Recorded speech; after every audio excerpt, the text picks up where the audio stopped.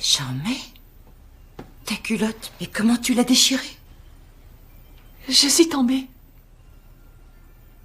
L'histoire commence il y a une semaine. Ce soir-là, quand Gabi et Carlos dînaient ensemble, Carlos a soudainement remarqué que Xiaomei avait fréquemment des nausées et était en très mauvais état. Il s'est empressé de lui demander ce qui se passait. Comme Xiaomei était récemment extrêmement sensible aux odeurs, Gabi et Carlos ont aussi senti que quelque chose n'allait pas. Ils ont immédiatement emmené Xiaomei à l'hôpital pour un examen. Les résultats ont effectivement confirmé ce que les deux soupçonnaient. Apparemment, l'insémination a réussi.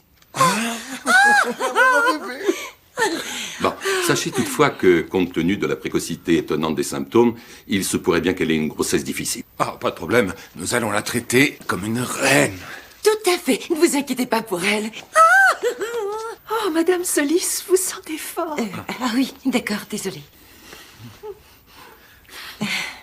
Mais ce que Gabi n'avait jamais imaginé, c'est que le lendemain matin, un autre incident s'est produit. Elle a découvert Carlos en train de faire un grand ménage dans toute la maison. Après avoir demandé, elle a appris la vérité. Il s'est avéré que le parfum de Gabi irritait Xiaomei. Alors Carlos avait rangé tous ses parfums. Bien que cela ait contrarié Gabi, pour Xiaomei qui était enceinte, elle n'a pu que faire un compromis temporaire. Mais elle ne pouvait pas imaginer que le pire était encore à venir. Cette nuit-là, Xiaomei a dormi dans le lit de Gabi. Gabi Bolite la chasser. Mais la seconde suivante, Carlos l'en a empêché. Je lui ai dit que maintenant elle pouvait dormir ici.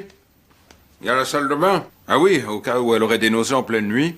Elle n'est pas assez bien, l'autre salle de bain? Elle est beaucoup trop loin. Elle est au bout du couloir. Gabi, elle a besoin de repos. Et puis ce lit est nettement plus confortable que celui de la chambre d'amis. Oui, je suis au courant. C'est pour ça que j'ai demandé aux déménageurs de le coller ici, là où on dort, toi et moi.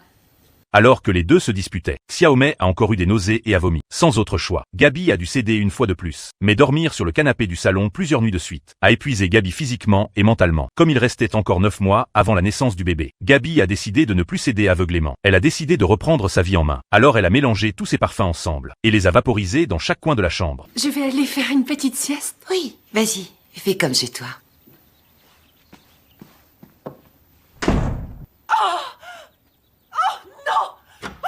Gabi pensait qu'après cela, tout redeviendrait comme avant. Mais elle n'avait aucune idée qu'une crise encore plus grande l'attendait. Ce jour-là, alors que Gabi se reposait après avoir joué au golf, un reportage à la télévision a soudainement attiré son attention. Il rapportait qu'un homme latino était décédé dans un accident sur l'autoroute. Par pure coïncidence, Carlos était sur cette même autoroute ce jour-là pour participer à un service communautaire. Un mauvais pressentiment a envahi Gabi. Elle est rentrée chez elle en panique. Mais juste au moment où elle arrivait, Xiaomei s'est précipitée dehors, les vêtements en désordre. Avant que Xiaomei ne puisse réagir, Gabi lui a annoncé la terrible nouvelle de la mort de Carlos.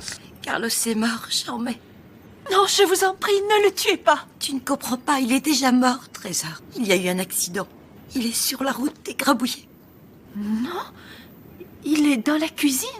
En entendant ces mots, Gabi s'est précipitée dans la cuisine pour